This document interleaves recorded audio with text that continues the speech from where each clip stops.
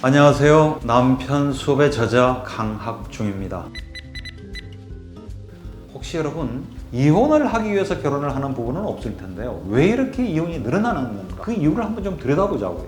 한번 알아볼까요? 가장 큰 이유는 아마 여성들의 의식이 많이 바뀐 겁니다.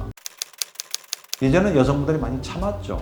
저희 어머님 세대만 해도, 저희 아내 세대만 해도 여성분들이 좀 많이 참았는데 요즘 여성들이 안 참죠. 두 번째는 경제력을 갖잖아요. 남편의 경제력에 일방적으로 의존하는 시기가 아니라 이제 내 스스로 경제력을 가지니까 이혼을 오히려 먼저 하자고 하는 여성들이 또 늘어났습니다. 법 개정도 한몫하는 것 같아요. 호주제도 폐지가 되고 재산 분할권도 생기고요. 그리고 면접 교섭권 해서 이혼을 한다고 하더라도 자녀를 만날 수 있는 기회를 보장해주는 그런 법의 개정도 이혼이 증가하는 하나의 이유라고 봅니다. 그 외에도 이혼을 바라보는 허용적인 사회 분위기, 예전에는 이혼 있을 수 없었습니다. 우리 주변에 정말 창피한 거리고 내 눈에 흙이 들어갈 때까지는 절대로 이혼 못한다. 자녀들을 위해서도 죽어도 이혼 안 한다. 좀 많이 부드러워졌죠. 근데 요즘은 오히려 자녀들을 위해서라도 오히려 이혼하는 것이 낫다는 쪽으로 인식이 바뀐 부분도 있고요. 성이 개방된 것도 이유 중에 하나죠. 혼자 사는 게 많이 편해졌습니다. 혼자 사는 사람들을 위한 혼술, 혼밥, 식당도 생기고요. 그 외에도 개인주의, 내가 행복한 게 가장 우선주의라는 개인주의, 파탄주의를 인정하는 법조계 일부 분위기도 한몫하는 것 같아요. 예전에는 자기가 잘못한 사람이 이혼을 청구할 수가 없었습니다. 요즘은 잘잘못을 가리기 전에 이미 이 결혼 생활은 거의 파탄이 난 것이나 마찬가지라고 판단이 되면 오히려 이혼을 허용해주는 어떤 그런 분위기도 이혼을 증가시키는 하나의 이유인 것 같아요. 그러나 여러분, 정말 이혼하기 전에 참 중요하게 우선적으로 생각해야 될 게 뭘까? 그 문제에 대해서 한번 좀 생각을 해볼까?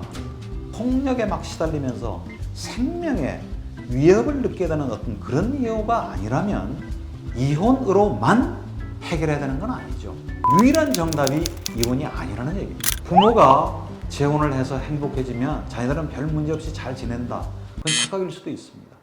오히려 부모의 죄책감을 덜기 위해서 부모가 자기한테 거는 자기 암시일 수도 있죠. 폭력적이고 잔인한 결혼 생활에서 자녀를 구출할 수는 있겠지만 평생 가는 그 상처와 고통, 그것은 정말 누구도 짐작할 수 없는 일입니다.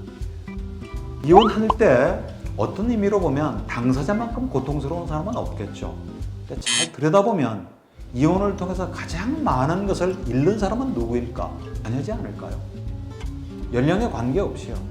물론 가장 예민한 사춘기 때 자녀들이 적응하는데 더 어렵다는 얘기를 많이 하긴 하지만 성인이 돼서도 부모들의 이혼은 오랫동안 상처로 남습니다.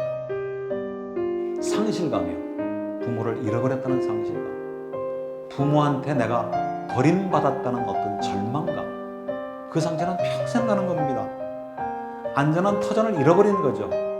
이 세상은 더 이상 안전하지 않다는 거. 누구도 믿을 수 없다는 거. 부모가 시집을 걷고 싸우고 불우했던 그 어린 시절을 부모가 이혼한 자녀들은 애써 외면합니다. 돌아보고 싶지 않은 거죠. 어떤 부모는요, 이혼을 하고 나서 특정 자녀와 연합을 해서 지나치게 자녀들한테 의존하는 부모도 계세요. 그래서 정말 자녀가 오히려 부모를 보호하는 보호자가 되어버리는 거죠. 그래서 자녀의 삶이 망가지고 희생당하는 경우도 봅니다. 그러니까 자녀들은 그 나이 또래 적절한 자연스러운 욕구가 있거든요. 어떤 때는 어리광 부리고 싶기도 하고 때를 쓰기도 하고 문제를 일으키기도 하는데 지나치게 어른스러운 아이가 되어버리는 거죠. 그래서 그것도 잘 모르고 참 어른스럽다 점잖다고 그러는데요.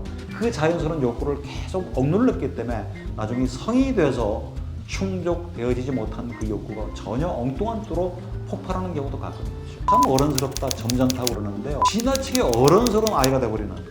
타인의 사랑을 잘 받아들일 줄 몰라요. 사랑하는 방법을 잘 모르고 그리고 결혼 생활에 실패하기도 하죠. 그리고 누군가를 만나서 결혼하는 것이 혼자 남은 자기 부모를 배신한다고 생각해서 잘 떠나지를 못합니다. 그리고 그 외로움을 이기지를 못해서 충동적인 결혼을 하는 그런 사례도 있고요. 혹시 나도 또 결혼을 해서 이혼을 하지 않을까? 미래에 대한 끊임없는 어떤 불안 때문에 괴로워하기도 하고요. 타인의 감정을 읽는 것에도 좀 서툴러요. 적절한 다른 대안으로 지혜롭게 소통하고 대화하고 협상하는 방법을 잘 모르기도 합니다. 제가 이런 말씀을 드리면 오해하시는 분이 계세요. 부모가 이혼한 자녀들은 전부 다 이렇게 망가지고 엉망이 되느냐? 그렇지는 않습니다. 부모가 설사 이혼했다고 하더라도 정말 반듯하게 행복한 삶을 꾸리는 그런 부부 커플도 많죠. 오해하시는 분이 계세요. 그러나 일반적인 가정에 비해서 부모가 이혼한 자녀들은 이런 위험에 노출될 가능성이 훨씬 높다는 얘기를 드립니다. 이혼을 하기 전에 가장 우선적으로 가장 중요하게 생각해야 될 것이 무엇일까? 자녀들의 복리입니다.